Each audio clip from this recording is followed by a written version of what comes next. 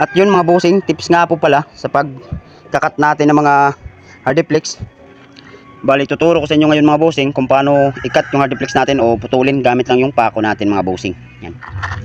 Kung nakikita nyo, may sukat na po tayo dyan, mga lapis na sa magkabilaan. Yan, baka sabihin nyo mga bossing na may pinadaanan na natin ito ng grinder. Wala po yan. Yan kung nakikita nyo sa malapitan. Wala po. Pako lang po yung gagamitin natin dyan. Yan. Kailangan nyo lang mga bossing na itapat dun sa mga sukat nyo. Tsaka natin padaanan ng pako mga boss.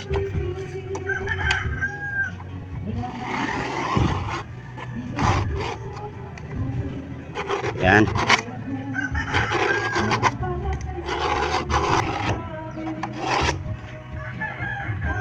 Pagkatapos mga bossing, pagkatapos nating padaanan ng pako, siyempre para maputol po siya, lalagyan lang po natin siya ng kalang dito sa ilalim o kalso mga bossing. Gamit lang po yung dalparing natin. Yan po yung ipangkakalso natin sa ilalim mga boss.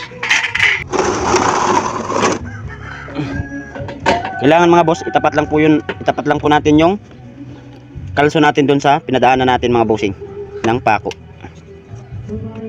Yan. Saka natin di inantong sa kabila mga bossing. Kusang maputol na po yan. Yan. Diinan lang po natin yan mga boss. Kung nakikita nyo, napakadali lang pong putulin gamit lang yung pako natin mga bossing. Sana nakatulong mga bossing. Please like and share.